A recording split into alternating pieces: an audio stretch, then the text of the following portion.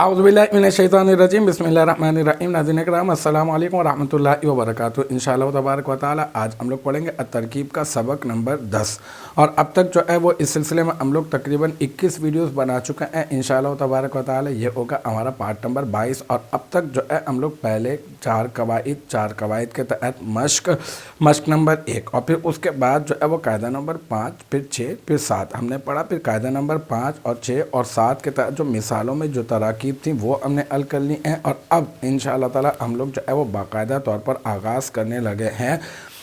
کس کا؟ ہم لوگ باقاعدہ مشق کا جو ہے وہ آغاز کرنے لگے ہیں، اور اب یہ مشق جو ہے اس کا نام میں نے کیونکہ اس سبق میں جو مشق ہے نا، مطلب پہلی والی جو مشق تھی اس کا نام ہم نے مشق نمبر 1 رکھ دیا تھا، اب اس کا نام ہم نے مشق نمبر 2 رکھ دیا۔ اس کی مشق نمبر 2 کی ترکیب نمبر 1 کرنے لگے ہیں، تو دیکھتے ہیں مشق نمبر 2 کی ترکیب نمبر 1 کیا ہے۔ مشق نمبر 2 کی ترکیب نمبر 1 ہے تسر والا بکرن۔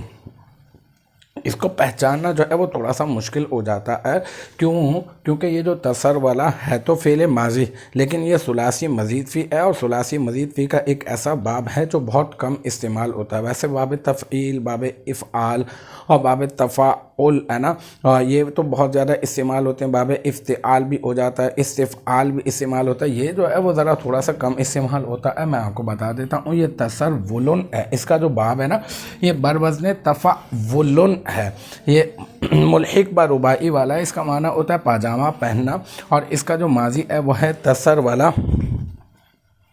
بروزن تفعلل۔ اس میں فا کلمے سے پہلے تا ہے، اور عین کلمے کے بعد جو ہے وہ واو زائدہ ہوتی ہے، ٹھیک ہے۔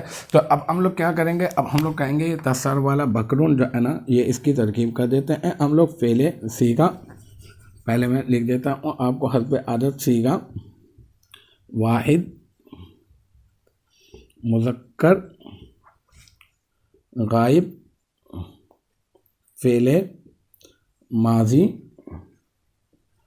مثبت معروف ثلاثی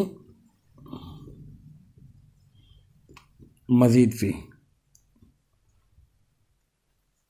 ٹھیک ہے۔ یہ ثلاثی مزید فی ہم اس کو کہہ دیں گے، اور اسباب تفاولن،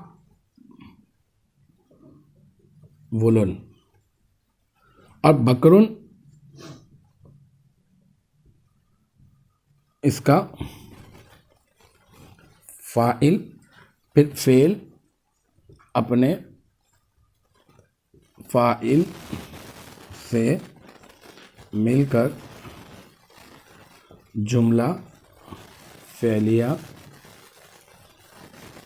خبریہ ہوا۔